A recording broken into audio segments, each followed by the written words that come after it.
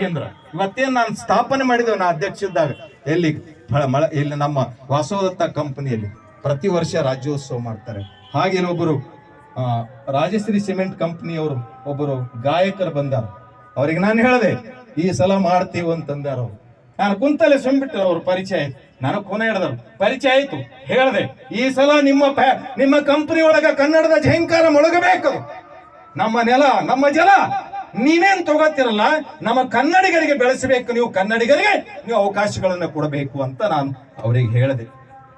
ಈ ರೀತಿ ಆದ ನಾನು ಬಂದಿದ್ದ ಒಂದು 30 ನಿಮಿಷ ಇರಬಹುದು. 30 ನಿಮಿಷದಲ್ಲಿ ಎಲ್ಲಾ ವಾತಾವರಣವನ್ನು ನಮ್ಮ ಹಂತದಲ್ಲಿ ನೀವೆಲ್ಲಿ ಕೂಡ್ತೀರಿ, ಎಲ್ಲಿ ನಿಂದಿರ್ತೀರಿ, ಜಾನಪದ ಸಂಸ್ಕೃತಿ, ಕುಟ್ಟುವ ಬೀಸುವ ಹಂತಿಯ ಪದಗಳು ಇವೆಲ್ಲ ಮಾಯ ಆಗಲಾಗತ್ತವ. ಅವು ಉಳಿಸಿದ್ರೆ ಕನ್ನಡ ಉಳಿಸದಂಗ ಆಗ್ತದ, ವಚನ ಉಳಿಸಿದ್ರೆ ಕನ್ನಡ ಉಳಿಸದಂಗ ಆಗ್ತದ ಅನ್ನುವಂತ ಮಾತನ್ನು ಹೇಳಿ ನಿಮ್ಮೆಲ್ರಿಗೂ ಹಾಯ್ ಹೇಳಲ್ಲ ಬಾಯ್ ಹೇಳಲ್ಲ.